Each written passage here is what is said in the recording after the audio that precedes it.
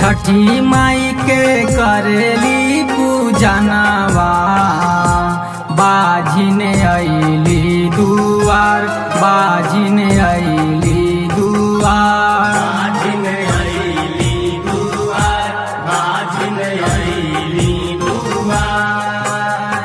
कहियाले भरबुए मैया तुहू गोदिया हमार तुहू गोदिया हमार गोदिया हमार गोदिया हमार।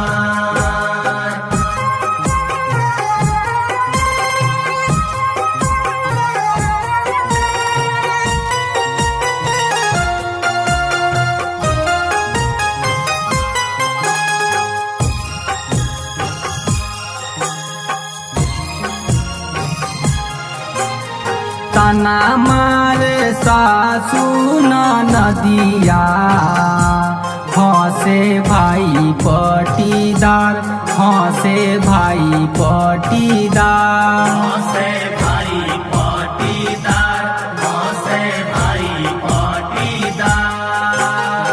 एके गो बाला कवारे बिना लागे सगरो वानार लागे सगरो वानार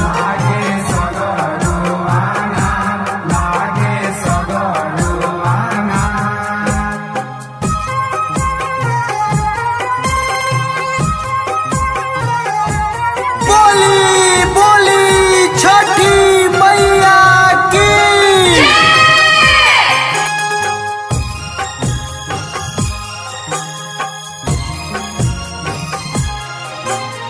चौबीस गो भरब हम कोसिया मैया रौरा दरबार मैया रौरा दरबार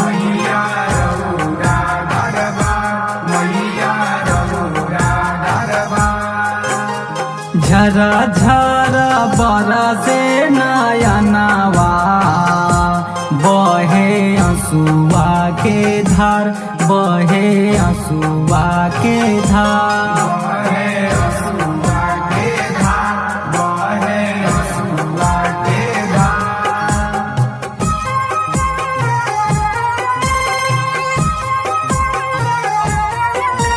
Mixed by Music World Recording Studio, Thane।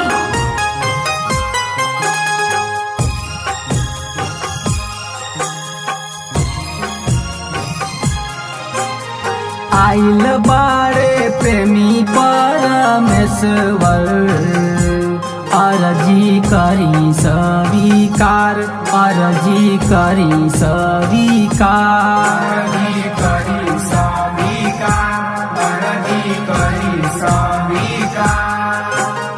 संगावा में आइले असवानी कब से करेले गोहार कब से करेले गोहार